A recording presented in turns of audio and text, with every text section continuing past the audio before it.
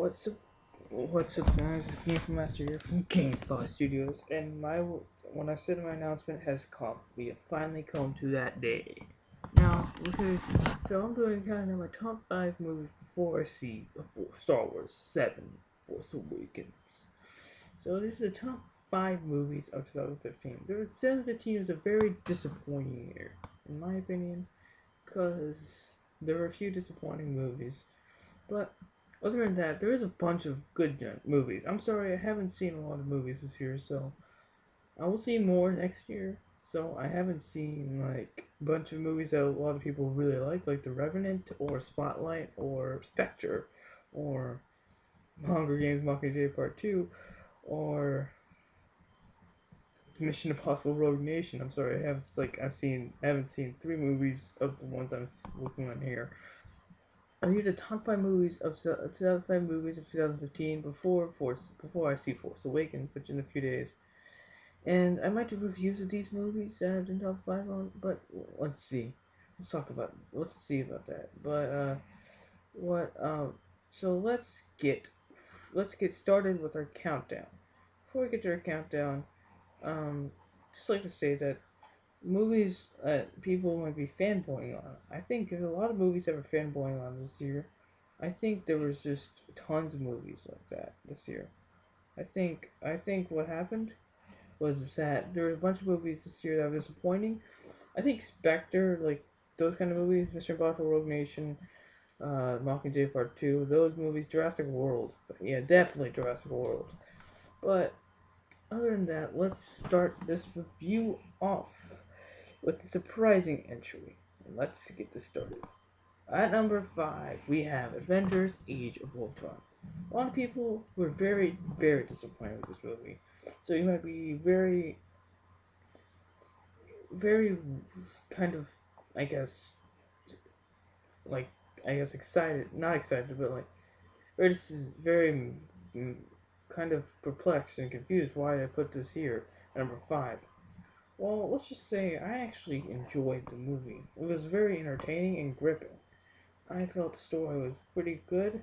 I felt that there were a few little minor things that were bad, yeah, despite its flaws. I felt it had a huge rewatchability factor.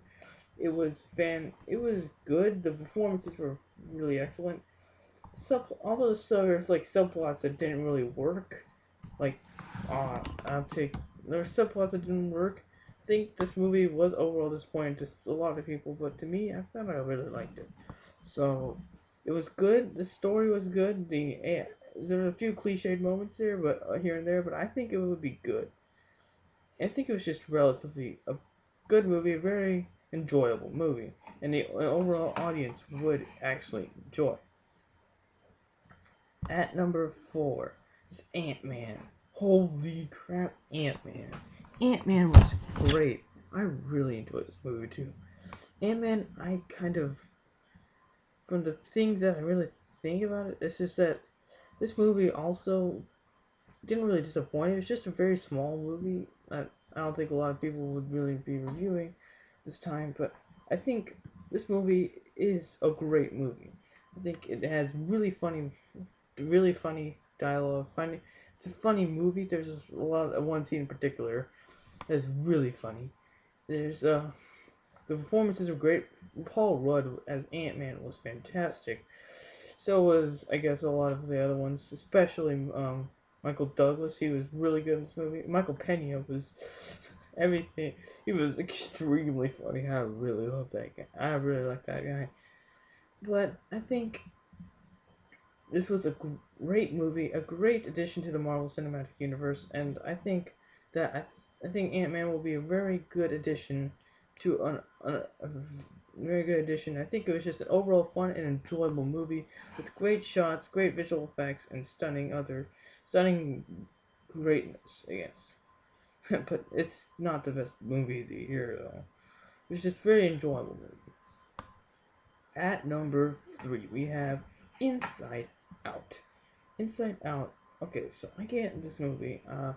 Since I am basically at the age where I am not yet. I'm in the age where I'm not young enough to respect and to actually like and enjoy animated films. I'm not old enough to actually enjoy and critique the animated films. I was kind of skeptical because I was still at the age where I was just like, well, maybe Pixar is great, but I don't know if this is gonna work because apparently Cars too. I mean, I was pretty young when that movie came out, but I mean, yeah, I mean, it's weird, but I was pretty young when that movie came out, and I actually enjoyed the movie. I mean, now I look back and realize that it's terrible, and but so now I was kind of skeptical. But when I watched the movie, I got out of this movie and it was fantastic. The movie's basic concept is that you trying to figure out what's this girl. There's this girl and they're in the head and there's and they go inside her head and they find these different emotions and you see there's some they move and then there's some things happening and they have to stop it. It's really good, very original movie. I mean, there could be some other things that can steal. It can really get into your heart. It's one of best Pixar's best movies. It makes one of Pixar's best movies in years. The animation was flawless. I felt like it was real. It was almost made me cry. It was a great movie. It was had very good voice acting, and it was just a fan. It was also really good, and it had a bunch of good humor in it. It had a trademark emotional feels that went back to the old days of what Pixar used to do. It's original thing, no sequels, no prequels, and it's a really good movie, and I hope you check it out. At number two, we have The Martian. Yeah, I see. Yeah, holy crap, The Martian. Ridley Scott, dude, Ridley Scott. No, Ridley Scott, guys, he's great. But not only is Ridley Scott good, but this movie is basically, yeah, it's really good. It's basically following the story plot line of a guy getting trapped on Mars. And yeah, it's a really good movie like that. It's a guy getting trapped on Mars, I guess, but and they have to. People think he's dead, but then people find out alive, and they're trying to bring him home. That's that's a really gripping storyline. I feel like it was great. It was humorous too, and it's based off a book. It's really best of a best-selling book. So, and the book was hilarious too. I loved the book too. But this movie was fantastic. Matt Damon's performance was fantastic. The performances were great. The shots were great. The beautifully great visual effects. The art direction was great, and the rest of the cast was really good. Yeah, this is Michael Pena's second time on the list because Michael Pena played one of the astronauts. So I left him down there. He was great in this movie too. In the book, he was a lot more humorous, but I think it's fine. This movie was fantastic. I really enjoyed the shots and performances, and the story was great, and the tension was flawless. I really enjoyed it, and it was extremely humorous. It was really humorous, and it was basically like a comedy. Better than some comedies. It's fantastic. Really good movie, but it's only beat by one point. And at number one, the best movie of 2015 before Force Awakens comes out is Mad Max Fury Road. Mad Max Fury Road. Holy crap. This movie was off the charts. Fantastic. Critics loved it. I think this movie had the most backlash of any movie this year.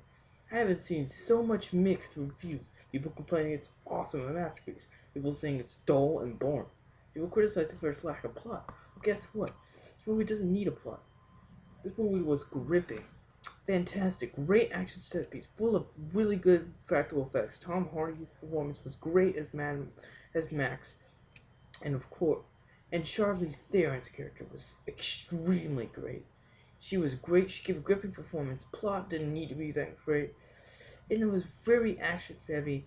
There was some really good, interesting characters, and extremely insane, but really great insane things, and insane characters, insane locations, and insane action.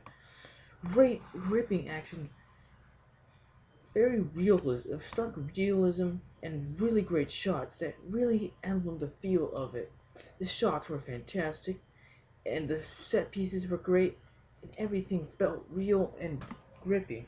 and it was great. I don't think any movie could top this year. Even Force Awakens. I'm not sure about that movie, but I'm guessing this movie was fantastic, and it easily deserves the number one spot of 2015 before I see the new Star Wars movie.